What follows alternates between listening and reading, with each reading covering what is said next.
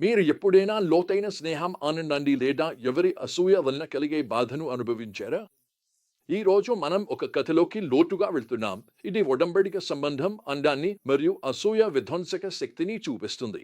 మనము 1 సమూయేలు 18 అధ్యాయాన్ని అలాగే కీర్తనలు 36 అధ్యాయాన్ని పరిశీలిస్తున్నాము. ఇక్కడ దావీదు విజయానికి వ్యతిరేకంగా ఉన్న విభిన్న ప్రతిస్పందనలను చూస్తాము.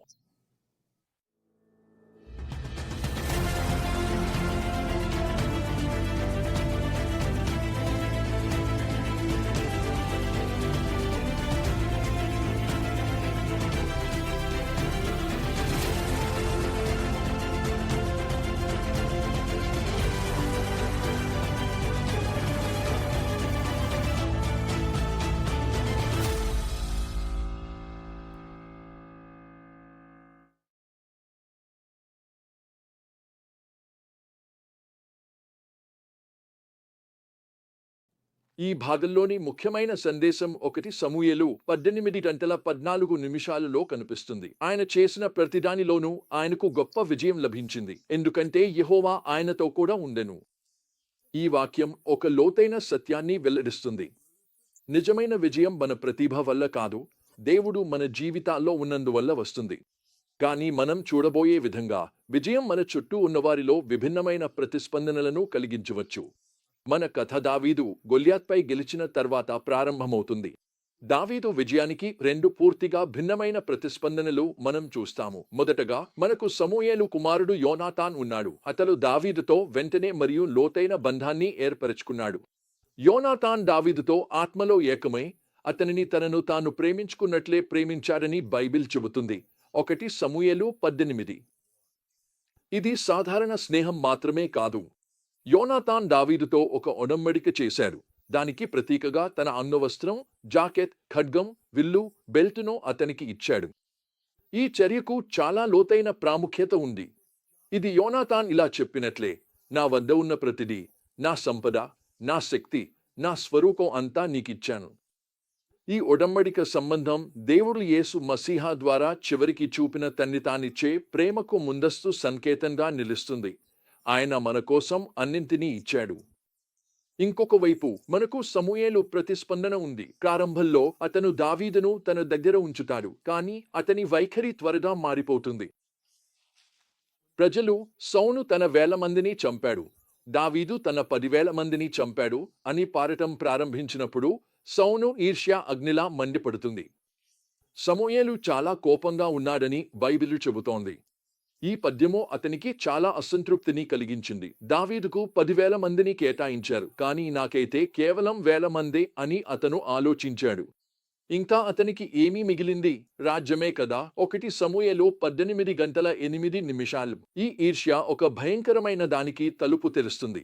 దేవుని నుండి వచ్చిన ఒక దుష్టాత్మ సమూయేలుపై బలంగా వచ్చిందని మనకు చెబుతారు. 1 సమూయేలు 18 గంటల 10 నిమిషాలు.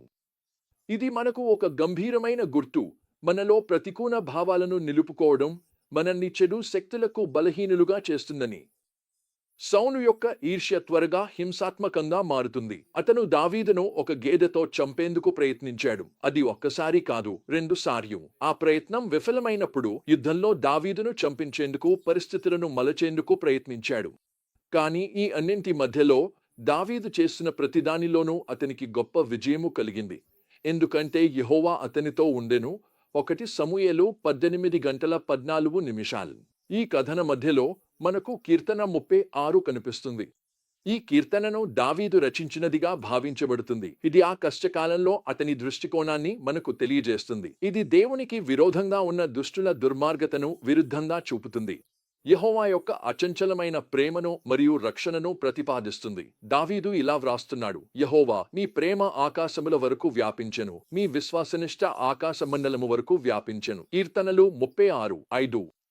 సౌలు యొక్క ఈర్ష్య మరియు దాడుల మధ్యలో కూడా దావీదు దృష్టి దేవుని విశ్వాసనిష్టపై నిలిచింది.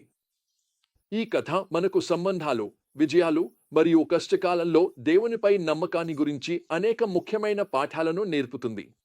మొదటిగా, ఇది ఒడంబడిక యొక్క శక్తిని మనకు చూపిస్తుంది. సంబంధాలను. జోనాథాన్ తన స్వంత రాజ్యాన్ని కోల్పోయే పరిస్థితిలోనూ దావీదుకు చూపిన విశ్వాసం, నిస్వార్థ ప్రేమకు ఒక అందమైన ఉదాహరణ. ఇంకొక వైపు ఈర్ష్య యొక్క వినాశకర స్వభావాన్ని మనం చూస్తాము. దావీదు విజయంపై సౌలు చూపిన ఈర్ష్య అతని మనస్సు మరియు హృదయాన్ని విషపూరితంగా మార్చింది. దాంతో అతను తార్కికత లేని మరియు హింసాత్మక ప్రవర్తనకు దిగజారాడు. ఇది మనల్ని ఇతరులతో పోల్చుకోవడం మరియు వారి విజయాన్ని అసూయపడటం ఎంత ప్రమాదకరమో గాఢంగా హెచ్చరిస్తుంది. కానీ చివరికి నిజమైన విజయం మన జీవితాల్లో దేవుని సన్నిధి నుండే వస్తుందని మనకు గుర్తు చేస్తుంది. సౌలు అతనికి హాని చేయాలని ప్రయత్నించినప్పటికీ దేవుడు దావీదుతో ఉండటం వల్ల అతను విజయవంతంగా కొనసాగాడు. దేవుడు మీతో ఉంటే నీకు వ్యతిరేకంగా ఎవరు నిలబడగలరు? ప్రభువుతో కలిసి నడిచిన ఎన్నో సంవత్సరాల్లో నేను నేర్చుకున్న విషయం ఏమిటంటే, నిన్ను ప్రేమించేవారు ఉంటారు, అలాగే నిన్ను ద్వేషించేవారు కూడా ఉండవచ్చు. ఆ రెండు పరిస్థితులలోనూ నిరంతర విజయానికి కీలకం దేవునిపై వినయపూర్వకమైన ఆధారంతో జీవించడం. అతని ప్రేమతో ప్రేమించు, అతని శక్తితో జీవించు, అతని ఆత్మలో నడుచు. ఇతరులు ఏమనుకుంటారో అది ముఖ్యం కాదు. ముఖ్యమైనది నీవు ఎలా జీవిస్తున్నావో అదే. దేవుడు నాకు అనేక అద్భుతమైన స్నేహితులను ఆశీర్వదించాడు. కుటుంబం కన్నా దగ్గరగా ఉన్న స్నేహితులను. మేము కలిసి నడిచాం, కలిసి ప్రార్థించాం, కలిసి యుద్ధాలు చేశాం.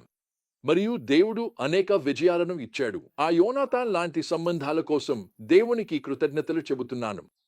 ఇంకొక వైపు నా గొంతుకకు కత్తులు పెట్టబడ్డాయి, నా ముఖానికి తుపాకులు చూపబడ్డాయి, ఉగ్రవాదుల చేత బెదిరింపులు ఎదుర్కొన్నాను.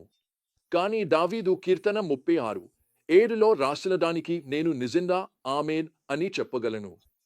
మీ అచలమైన ప్రేమ ఎంత అమూల్యమైనది, ఓ దేవా! జనం మీ రెక్కల నీడలో ఆశ్రయం పొందుతారు. దేవుని ప్రేమ ఎప్పటికీ విఫలమవదని నేర్చుకున్నాను. ఆయన ఎప్పుడూ మనను కాపాడుతూనే ఉంటాడు.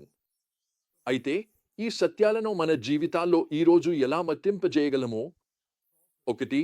లోతైన ఒడంబడిక సంబంధాలను పెంపొందించండి. ఇతరులపై పెట్టుబడి పెట్టేందుకు సిద్ధంగా ఉండండి. యోనాతాన్ దావీదుతో చేసినట్లే స్వార్థరహితంగా చేయండి. 2. అసూయకు మీ హృదయాన్ని రక్షించండి. ఇతరుల విజయాలను అసూయపడకుండా ఆనందించండి. 3.